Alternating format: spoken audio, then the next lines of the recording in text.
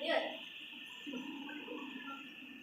Pada siang hari ini kita akan bahas tentang yang pertama itu ada pengertian kurban, yang kedua ada dasar hukumnya, selanjutnya ada waktu dan ketentuan kurban, yang selanjutnya lagi ada tata cara berkurban, dan yang terakhir kita akan belajar tentang apa sih hikmahnya beribadah kurban itu sendiri. Nah, Ibu harap ketika Ibu menjelaskan tentang materi kurban ini, kalian semua bisa memperhatikan Ibu dengan seksama ya, agar bisa dipraktekkan nanti di kemudian hari. Paham anak-anak?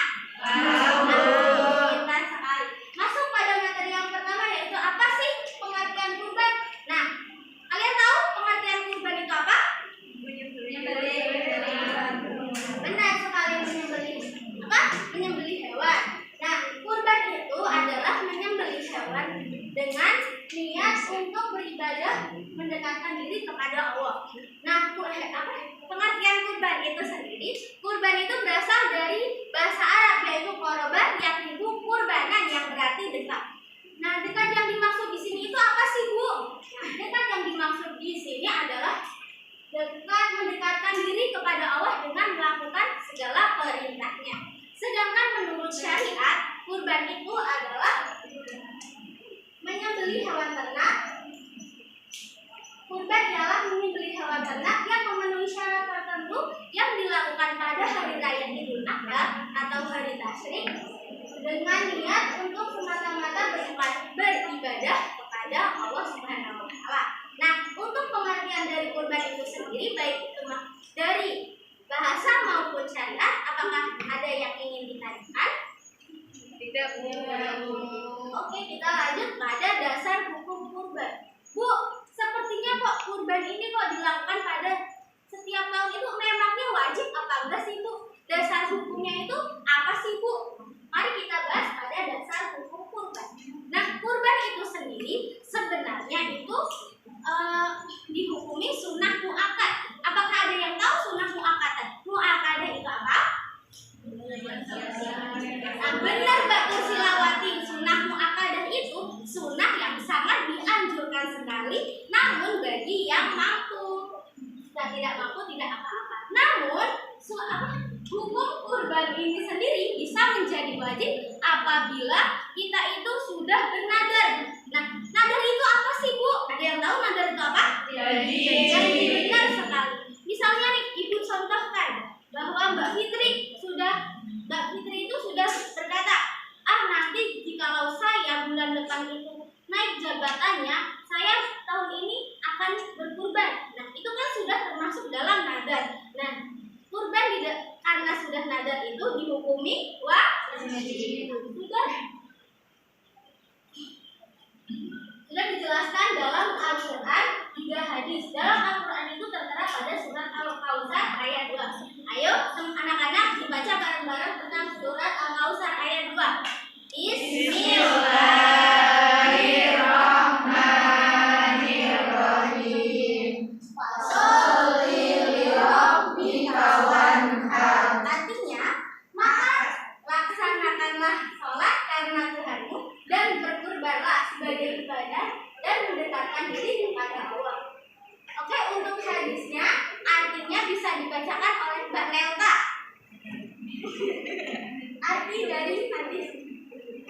Artinya dari Rasulullah SAW bersabda, barang siapa yang mempunyai kemampuan tetapi dia tidak berkurban, maka janganlah ia mengganti atau mengambil tempat sholat Nabi. Nah, sudah jelas kan, sudah ditegaskan oleh Rasulullah, bahkan ada dalam Al-Quran maupun hadis bahwa ibadah kurban itu sangat dianjurkan oleh Allah maupun Rasulullah SAW. Selanjutnya, nah kapan sih, Bu, waktu dan ketentuan harus berkurban itu? Waktu yang ditetapkan untuk menyembelih hewan kurban itu saat hari raya Idul Adha pada tanggal 10 Zulhijjah sampai terbenam matahari tanggal 13 Zulhijjah. Sedangkan hewan yang dapat dipergunakan untuk kurban ialah ada sapi, kerbau, unta, domba maupun kambing. Selain itu sepertinya tidak. Nah, adapun hewan-hewan tersebut apabila hewan-hewan tersebut itu sudah cukup umur, tidak cacat maupun tidak pincang. Misalnya Mbak Sofi punya kambing sudah cukup umur namun terlihat kurus dan kakinya pincang. Apakah boleh untuk dikurbankan? Tidak. Sekali anak-anak ibu ya. Insya Allah. Nah, itu selanjutnya yaitu ketentuannya seekor kambing dan domba itu hanya untuk kurban satu orang, melainkan sapi, unta atau kerbau itu bisa 7 orang. Maka paham? Selanjutnya, nah mengenai tata cara menyembelih hewan kurban. Di sini ibu membutuhkan 2 orang anak untuk maju ke depan untuk membantu ibu mempraktekkan bagaimana sih cara menyembelih hewan kurban itu sendiri. Nanti di sini ibu akan membantu memandu jalannya penyembelihan. Kira-kira siapa ya yang mau maju membantu ibu di sini? Berhubung di sini ada 1 orang laki-laki, ibu meminta untuk Mas Najib untuk maju ke depan. Lalu sebelahnya Radika maju ke depan untuk membantu ibu. Bagaimana memperlihatkan kepada teman-teman bagaimana caranya untuk itu apa? Ini onta ya, kita sini belajar menyembelih onta. Monggo Mas Najib bisa maju.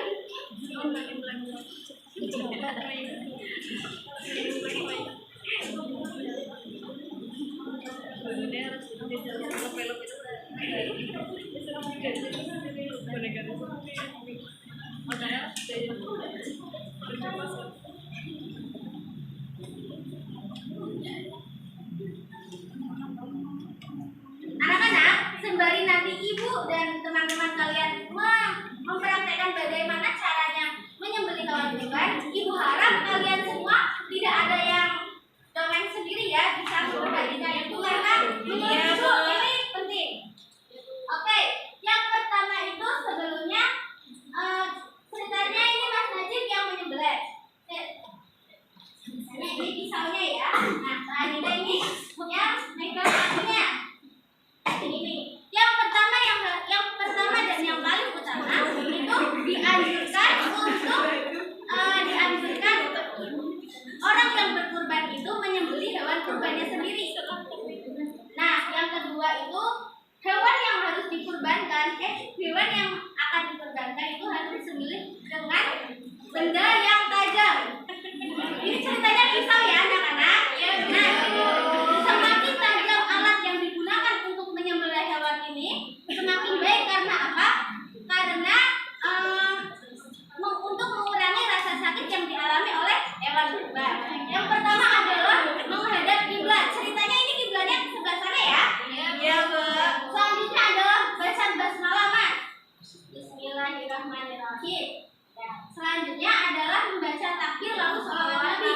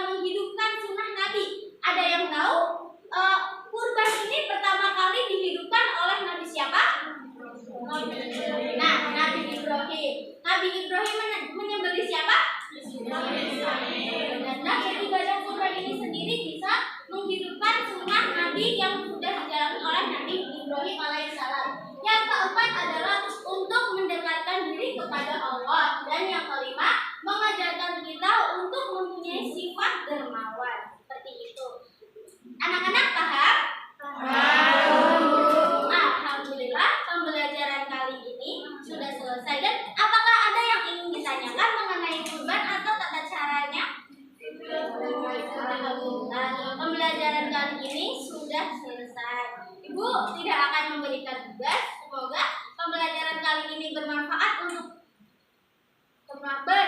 di kemudian hari.